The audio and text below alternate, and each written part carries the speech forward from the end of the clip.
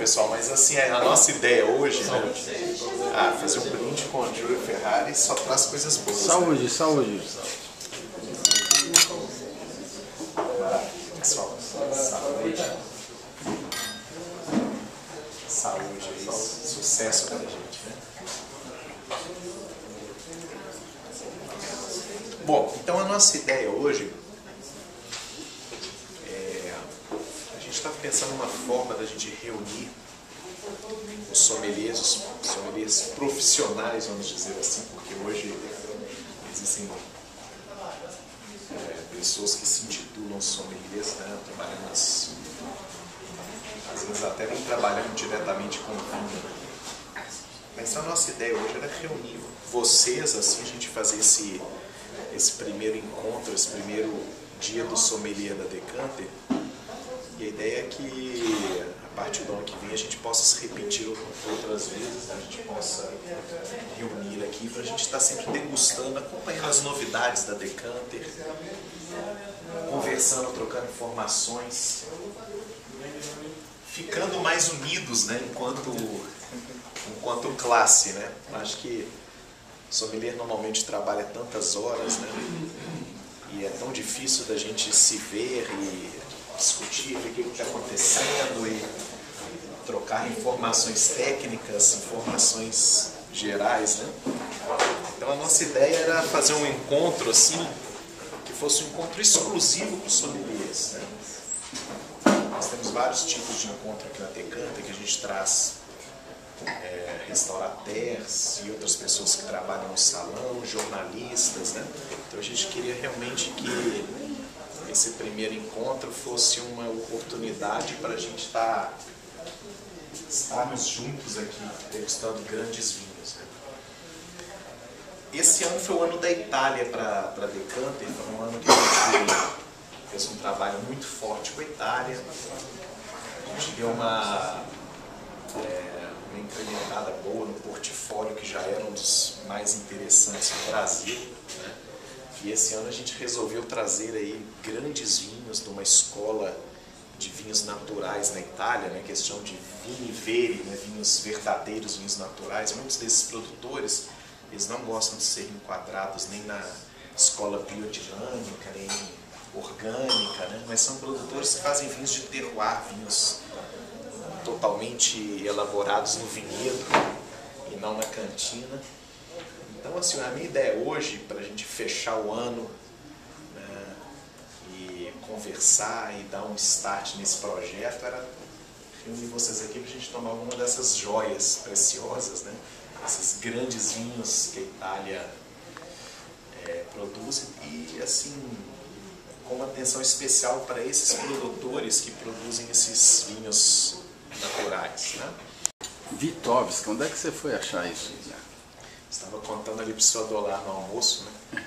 A gente foi, o Alberto Medici, que está até aqui presente hoje também, melhor produtor de lambrusco da Itália. Nós fomos almoçar jantar num restaurante em Londres, que é hoje um dos melhores italianos de Londres, se chama Locanda Locatelli. E é um excelente cliente dele, e nós fomos lá prestigiar. Prima do Thiago. Locatelli, Locanda Locatelli. E é um restaurante fantástico, assim, frequenta a família real britânica, tem um sommelier incrível, uma proposta de vinhos assim inusitados, né? E então, assim, depois nós tomamos lá um lambrusco com a língua de vitelo, que fechou a coisa perfeita. Aí nós chamamos o sommelier, olha, agora nos surpreenda, né? Então, na carta de vinhos, né, tinha um vinho ali que o Stefano Zanier, um amigo nosso italiano, também trabalha com a gente, grande conhecedor, falou, olha, esse vinho é fenomenal, é da minha região do Friuli. E eu olhei assim, Vitovska, nunca ouvi falar nessa uva na minha vida, né? Assim, conheço até razoavelmente bem as uvas italianas, mas nunca tinha escutado. E o sommelier falou, olha, experimente esse vinho, é uma nova sensação, assim, é uma nova fronteira do vinho na Itália. São vinhos fantásticos, né? Então nós experimentamos ali o Vitovska e foi aquela paixão, assim, que a gente ficou encantado com. E os outros vinhos desse produtor, ele faz a melhor malvasia da Itália, Ele faz um tinta incrível de uva terã e faz vinhos na pedra. Onde ele faz vinho não tem solo. É pedra calcária dura, chama rocha cárcica. É uma região no extremo sul do Friuli, uma faixinha de terra encostada na Croácia que chama Karso. E o Karso é famosa pela pedra, porque não tem nem cobertura o solo, é pedra pura. E as videiras ficam nesse ambiente ali, sem solo, sem nada, né? Assim, mínimo de matéria orgânica possível, né? E geram vinhos extremamente minerais, longevos, né? Que são um pouco duros como a rocha cárcica, mas que envelhecem maravilhosamente bem, né? Da Sardenha, que está fazendo esse tipo de trabalho que eu contei para vocês, de fazer um vinho natural, um vinho verdadeiro. Um rapaz extremamente jovem, o Alessandro Dettori, mas ele herdou isso, ele era da família dele, tem videiras centenárias nos vinhedos dele no norte da Sardenha. E como ele mesmo diz, eu quero fazer vinho sem pensar no mercado. Então isso é raro hoje, né? Alguém pode se dar o luxo, né? Então ele fala que os meus vinhos são o que eles são, não o que você quer que eles sejam. Então esse é o lema dele, né? Às vezes vai sair um tinto com um pouco de açúcar residual. Tem anos que o branco vai sair encorpado, mais oxidativo, tem anos que não. Depende das leveduras que vão trabalhar espontaneamente naquela partida. Não trabalha com nenhum tipo de madeira em nenhum dos vinhos. Assim, é um produtor que faz um trabalho de evidenciar exatamente o terroir daquela região do norte da Sardenha, né? E nós conhecemos esse produtor já há alguns anos, na Vinita, que nós visitamos ele a primeira vez, mas na época nós degustando ali, estava com o seu Adolari e o Edson, né? E a gente degustou e falou, nossa, esses vinhos são de emocionar, né? Mas será que o Brasil está preparado para degustar esses vinhos, né? Isso isso já deve ter uns 8 anos, talvez, né?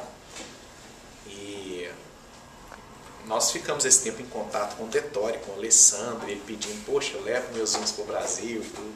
Então nós, agora, assim, com tudo que aconteceu nos últimos anos, a gente está sentindo o mercado bem mais preparado e, vamos dizer assim, querendo realmente conhecer coisas novas, conhecer vinhos assim elaborados de outras formas que não a da vinicultura convencional, né?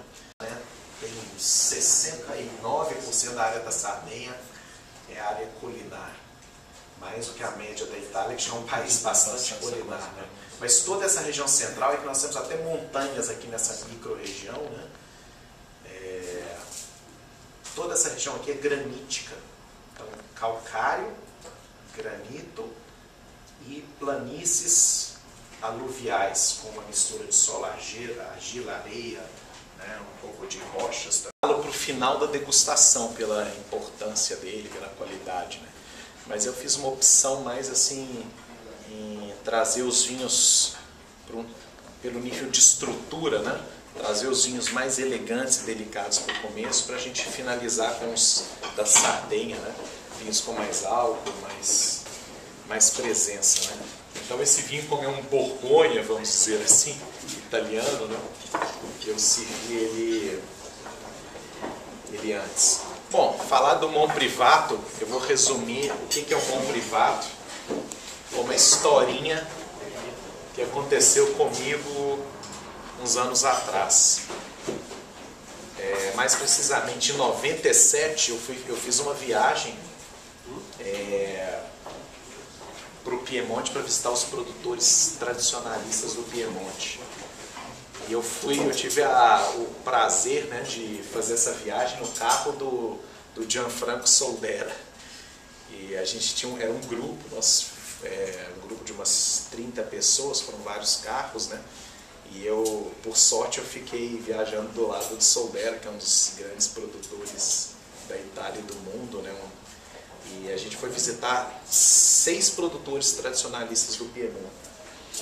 E quando a gente chegou nesse produtor, estava chegando assim, subindo a estradinha, ele falou assim para mim: Guilherme, se eu pudesse comprar um vinhedo no mundo inteiro, um só, eu compraria esse vinhedo que você vai conhecer agora. De argila com calcário, uma textura bem quebradiça e friável, né? Porém, existe um riozinho aqui, ó, dá para ver ele aqui, ó, chama Talória della Annunziata. Não é um rio, é um córrego, né? Talória della Annunziata, que ele vai desaguar aqui em cima, passa o rio Tânaro, né?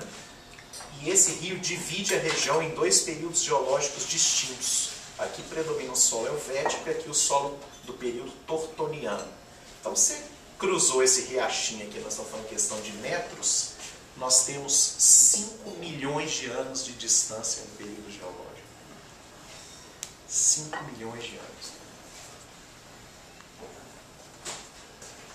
Período tortoniano, formação marga argilo-calcária, formada há 11 milhões de anos atrás. Período languiano helvético, 16 milhões de anos atrás. 5 milhões de anos diferentes em poucos metros. O resultado dos vinhos é completamente oposto. Solo tortoniano, vinhos jovens, precoces, florais, barolos de Barolo, Barolo de Lamorra, né? São vinhos que se abrem muito mais cedo, mais femininos, vamos dizer assim, muito perfumados, né? Solo helvético, estrutura, mineralidade, malha de taninos mais apertada, vinho de grande capacidade de guarda, né? Interessante que Barbaresco também tem esse solo tortoniano, né? Então, Barbaresco, o pessoal fala que é Barolo masculino, Barbaresco é um pouco, né? Não gosto muito assim dessa classificação, mas de certa forma, né, o que a gente percebe é que Barbaresco tem esse perfil de solo e os vinhos se aprontam mais cedo do que os Barolos, né? Que é justamente essa marga argilo-calcária do período tortoniano. Porque esse cara nunca faria nada de moderno.